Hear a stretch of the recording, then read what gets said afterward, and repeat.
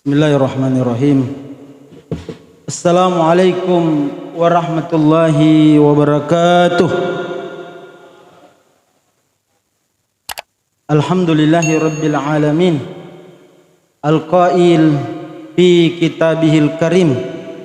Ya ayyuhalladzina amanu innamal khamru wal maisiru wal ansabu wal azlamu rijsun min amali syaitan fajtanibuhu la'allakum tuflihun.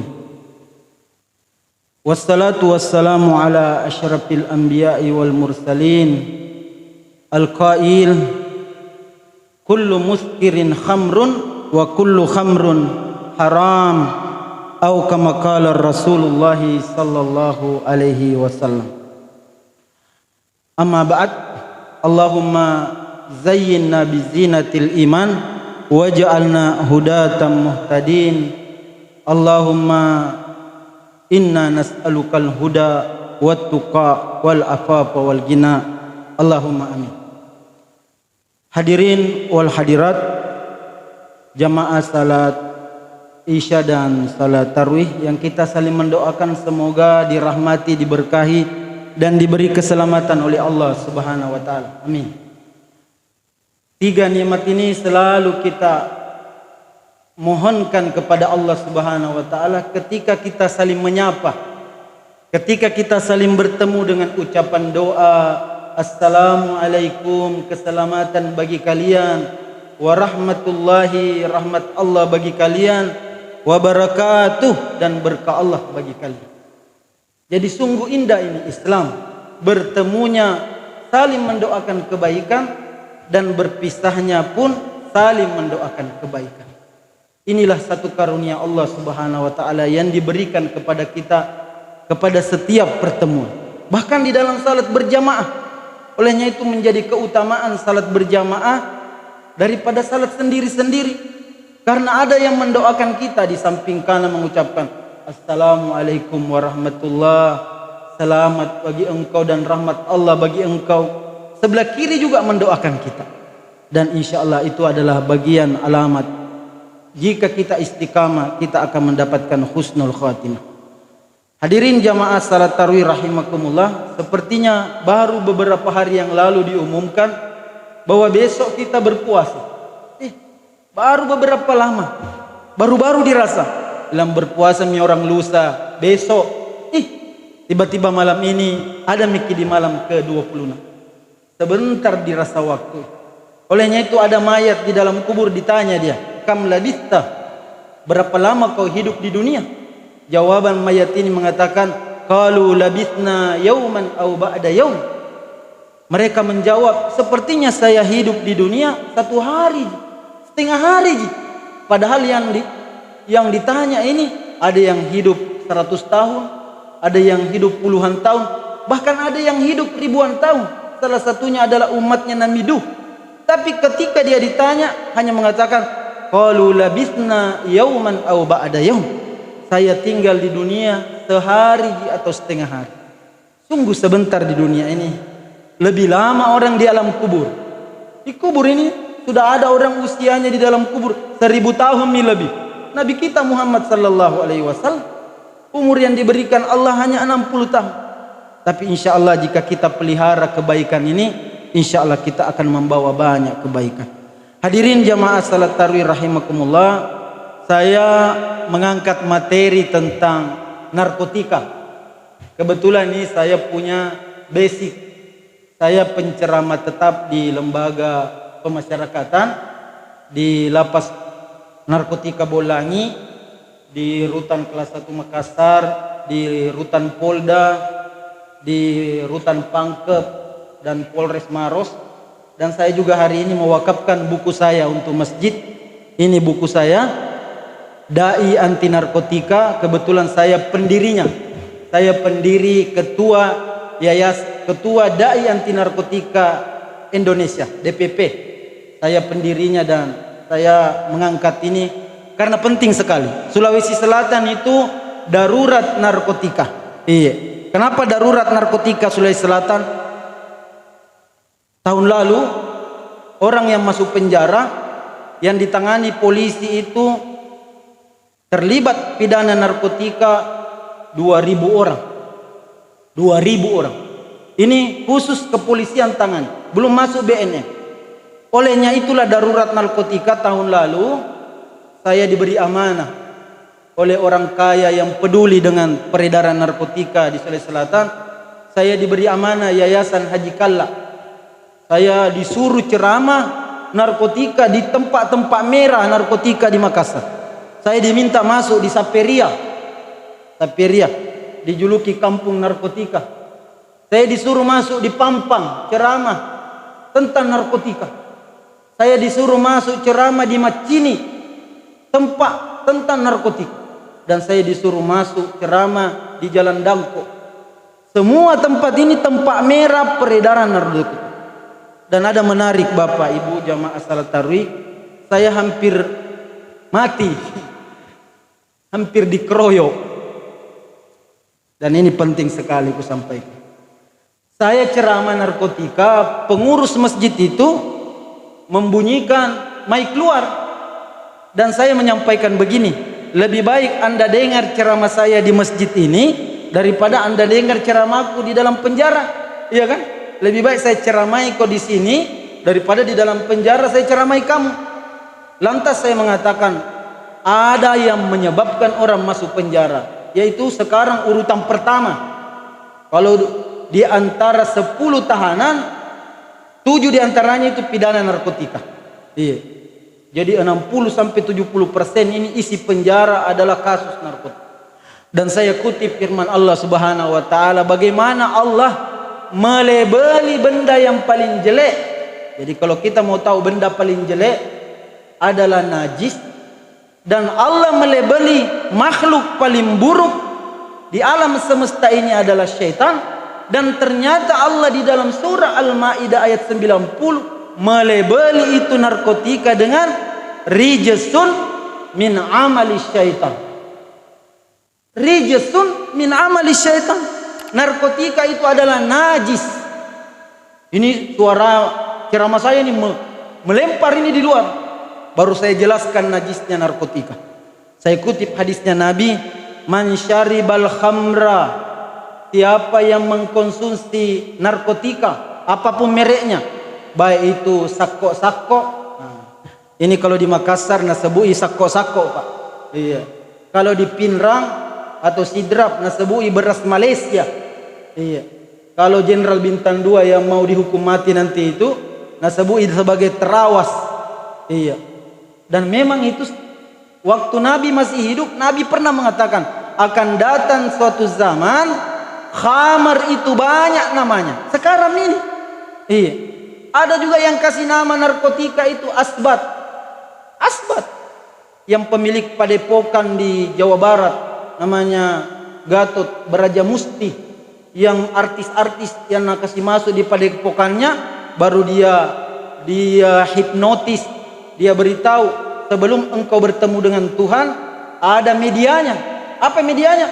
Menghisap sabu-sabu. Tapi sabu-sabu ini sebut dia sebagai ini asbat.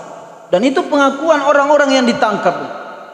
Jadi man syaribal khamra, siapa yang mengkonsumsi narkotika, apakah itu sabu-sabu, ekstasi, apakah dia tembakau gorila, ganja, wa dzakira, kata Allah, kata Nabi, lam tuqbal lahu salatuhu arba'ina sabah, tidak diterima salatnya 40 hari 40 malam.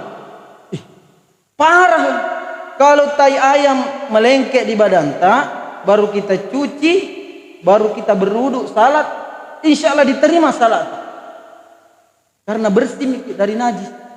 Tapi kalau sabu-sabu sudah dihisap, Nabi yang mengatakan lam tuqbal lahu salatuhu arba'ina sabah, tidak diterima salatnya 40 hari 40 malam. Wih, di luar ini heboh. Barusan ada penceramah yang mendakwakan itu. Iya, di tempat merah ini, di salah satu, saya tidak sebut nama tempatnya, tapi yang jelas di salah satu dari 4 ini. Apa yang terjadi? Selesai saya ceramah, saya salat sunat. Karena saya diutus oleh Yayasan Haji Kalla tim. ada tim saya. Ini tim saya tidak salat sunat. Tiba-tiba ada orang dobrak pintu masjid. Kurang ajar. Siapa tadi itu bilang tidak diterima salatnya 40 hari 40 malam? Iya, nah dobrak itu pun. Itu teman saya langsung bilang, betul itu Pak hadis. Kurang ajar ini. Jangan kau bilang begitu. Jadi teman saya itu mau menjelaskan tentang hadisnya, tiba-tiba ada pengurus masjid berdiri. Keluar kau. Nah, dorong itu keluar di masjid. Baru dia bilang, kalau kau ganggu ini ustaz, saya nulawa. Saya nulawa.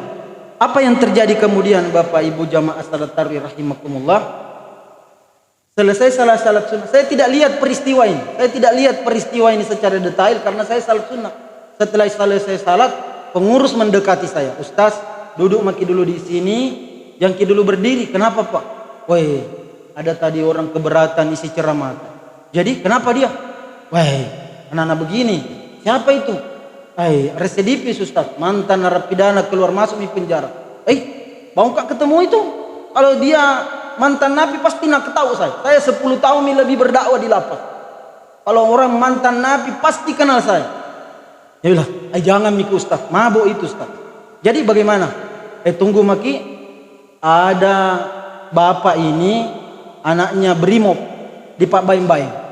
Beliau sudah telepon bahwa datang kau ke sini karena ustaz ini mau katanya dipukul sama Islam.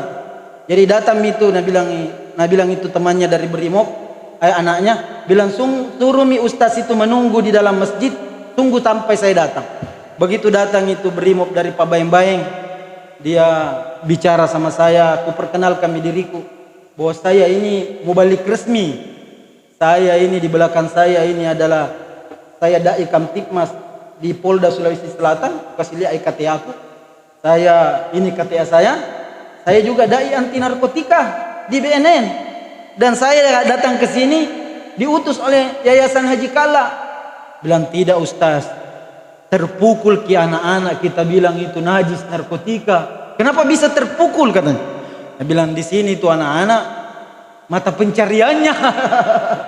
Ini sudah jadi mata pencarian Pak ini. Bahayanya ini, parah ini Pak. Saya itu waktu kalau saya mati di sini, saya mati syahid. Saya tidak pernah ragu-ragu dakwakan narkotika. Kalau orang seperti itu Pak, saya menghadapi perampok, pembunuh, terorisme. Itu kan binaan saya di Gunung Sari, ada semua di situ. Ada perampok, ada semua. Jadi alhamdulillah tidak pernah ada masalah.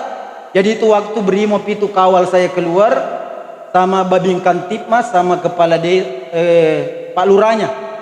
Saya lihat di situ berdiri itu gengnya itu yang keberatan. Apa hikmah di balik ini? Saya angkat kisah ini Bapak Ibu bahwa kita ini harus terlibat karena narkotika ini parah. Sementara Allah melabeli narkotika ini dengan benda yang paling jelek. Rijsun, najis min amali syaitan.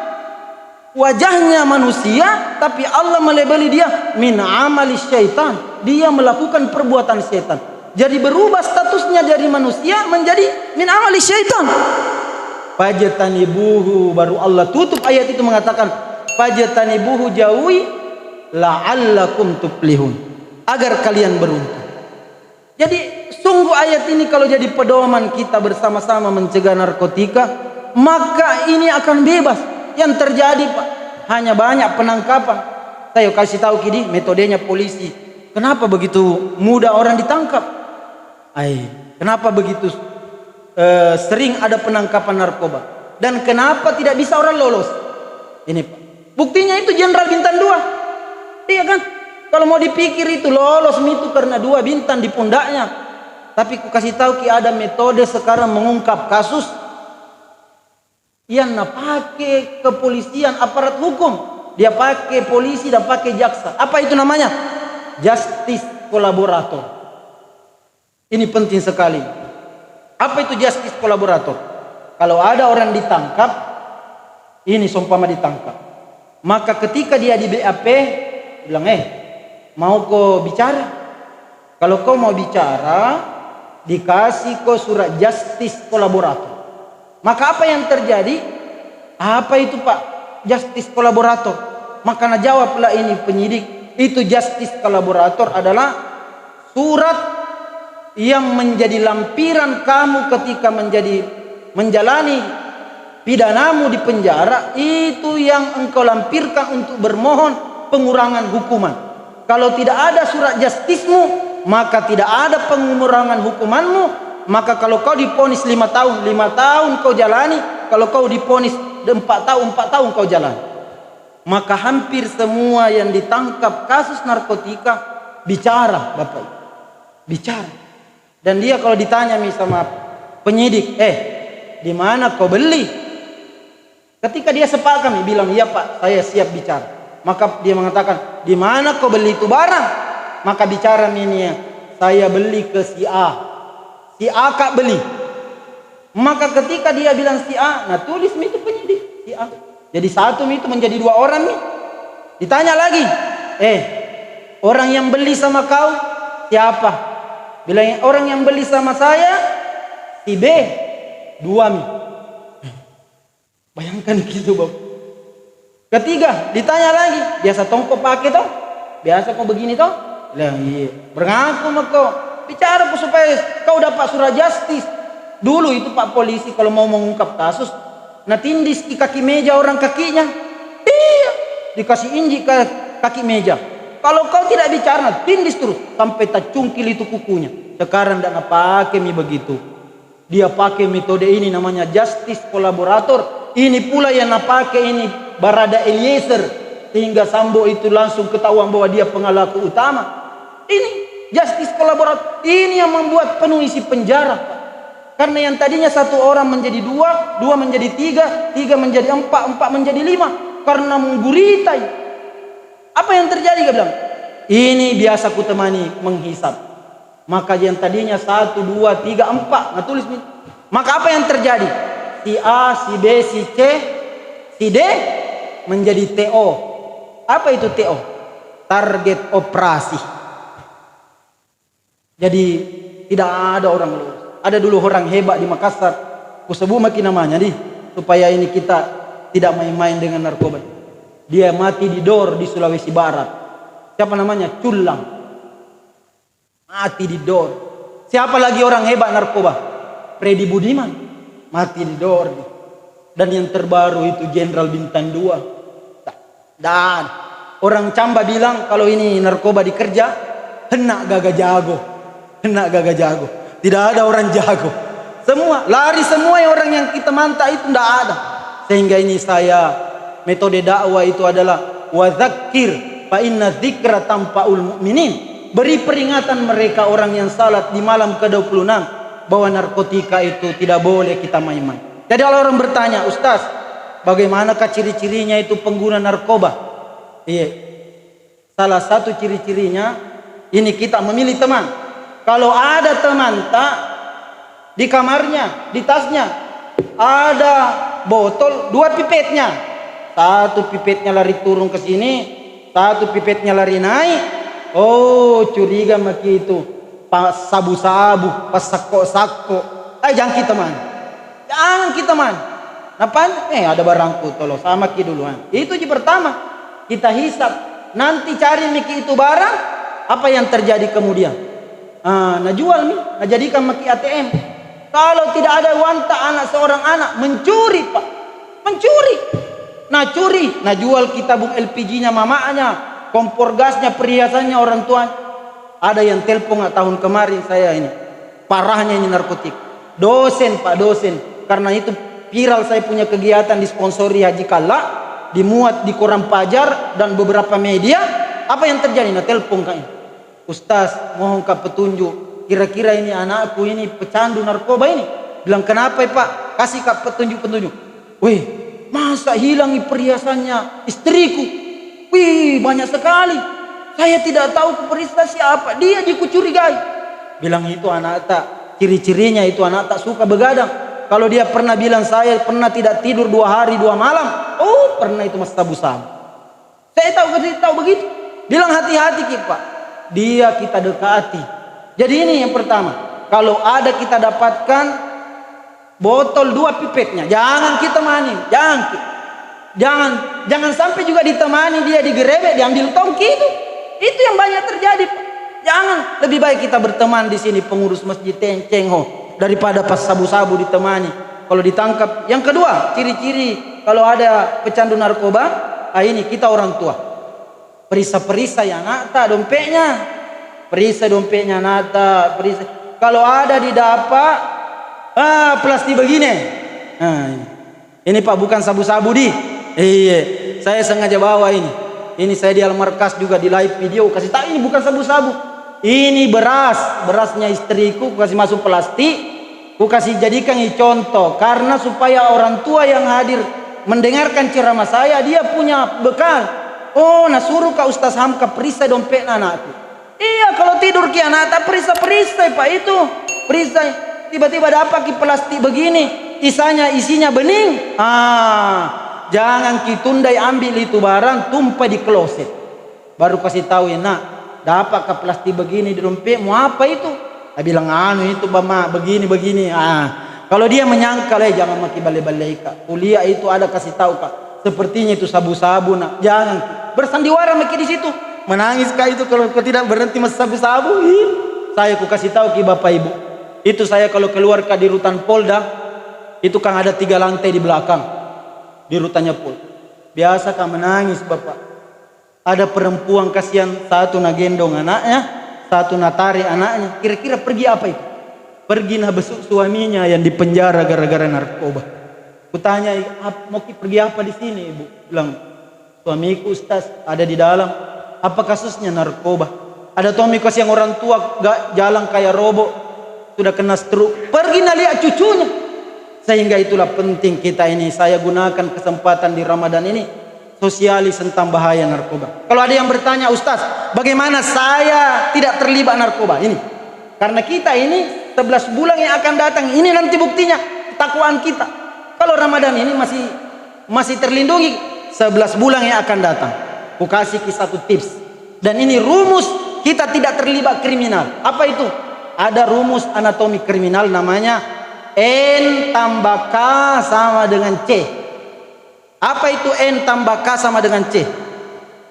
Jadi kalau ada niat tak, jadi kita punya niat, mau Kak kurang sama sabu-sabu, maka tidak lama sebentar itu niat itu akan teraplikasi. Maka kalau kita tidak mau terlibat penyalahgunaan narkoba, jangan kita pernah berniat. Karena niat itulah pembuka daripada kejahatan. Makanya Buya Hamka pernah ditanya, dia dijebak. Ya Buya, kenapa itu saya ke Mekah tidak ketemu Kak pelacur? Saya ke Mekah ketemu Kak pelacur. Iyo, heran Kak saya. Nah di tanah suci Mekah ketemu Kak pelacur. Buya Hamka terdiam sejenak baru natanya, iyo di. Tapi saya tahu mau tanya aku juga, kenapa saya pergi di San Francisco Amerika tidak ketemu Kak pelacur? Nah di sana markasnya pelacur di Amerika. Iyo, maka bingung juga orang yang bertanya. Baru Buya Hamka menyampaikan penjelasan. Aku kasih tahu kamu ya, saya tidak ketemu pelacur di San Francisco Amerika karena saya ketika ke Amerika tidak punya niat untuk mencari pelacur. Tidak ada niat aku mencari pelacur di sana, saya pergi Amerika. Sementara kau ketemu ke pelacur di Mekah karena sudah ada niatmu mencari pelacur di Mekah. Maka niatmu mempertemukan apa yang kau inginkan. Jadi sehingga itu Bapak Ibu, kalau tidak mau kita terlibat penyalahgunaan narkotika, jangan kita pernah berniat. Karena itu niat pembuka daripada kejahatan. Makanya rumusnya N niat tambah K kesempatan sama dengan C. Apa itu C? Crime, kriminal. Itulah yang terjadi, sekian orang yang banyak masuk penjara. Dua rumus ini yang terjadi sama dia. Dan semoga kita ini tidak terjadi hal seperti itu. Olehnya itu bentengi diri kita, jangan berniat. Yang kedua, bentengi keluarga. Benteng keluarga, ketahanan keluarga. Kita ini bapaknya, mamanya yang paling pertama ngatensi, periksa itu anak tak. Iya, periksa dompetnya. Nggak ada jika bong seperti ini di kamar. Karena ada tuh orang tua diambil pi anaknya di kepolisian, diambil di Polda. Tidak nak tahu selama ini di kamarnya mas sabu-sabu di situ di kamarnya. Tidak nak tahu karena orang tuanya tidak punya pengetahuan bahwa ini paling sabu-sabu dibakar ada bomnya. Sehingga kitalah yang paling atensi. Dan yang ketiga itu Bapak, ketahanan lingkungan. Jangan kisah seperti ini lingkungan yang kucerita ini Pak, berkuasa preman, jangan. Saya itu waktu tidak mau lari, tapi Allah tolong Kak. Kenapa ini? Kenapa ada orang tergerak hatinya brimob di Pak Baim-Baim? Saya tidak meminta bantuan, tapi saya juga salat sunnah waktu itu. Dan mencak-mencak itu preman itu mau memukul. Tidak pernah juga kuliah muka. Tapi apa pelajaran?